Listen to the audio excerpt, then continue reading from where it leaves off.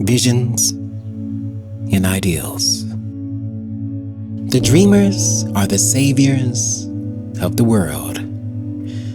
As the visible world is sustained by the invisible, so men through all their trials and sins and sordid vocations are nourished by the beautiful visions of their solitary dreamers. Humanity cannot forget its dreamers. It cannot let their ideals fade and die. It lives in them. It knows them in realities which it shall one day see and know. Composer, sculptor, painter, poet, prophet, sage. These are all makers of the afterworld, the architects of heaven. The world is beautiful because they have lived. Without them, laboring humanity would perish. He who cherishes a beautiful vision, a lofty ideal in his heart, will one day realize it. Columbus cherished a vision of another world, and he discovered it.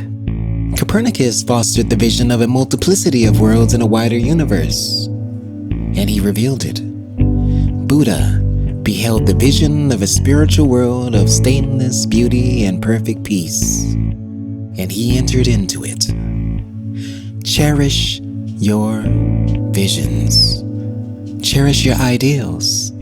Cherish the music that stirs in your heart, the beauty that forms in your mind, the loveliness that drapes your purest thoughts. For out of them will grow all delightful conditions, all heavenly environment. Of these, if you but remain true to them, your world will at last be built. To desire is to obtain. To aspire is to achieve. Shall man's basest desires receive the fullest measure of gratification, and his purest aspirations starve for lack of sustenance? Such is not the law. Such a condition of things can never obtain. Ask and receive. Dream lofty dreams, and as you dream, so shall you become. Your vision is the promise of what you shall one day be. Your ideal is the prophecy of what you shall at last unveil. The greatest achievement was at first, and for a time, a dream. The oak sleeps in the acorn, the bird waits in the egg, and the highest vision of the soul, a waking angel stirs. Dreams are the seedlings of realities. Your circumstances may be uncongenial, but they should not long remain so if you perceive an ideal and strive to achieve it.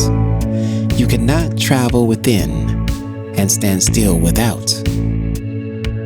Here is a youth, hard pressed by poverty and labor, confined long hours in an unhealthy workshop, unschooled and lacking all arts of refinement.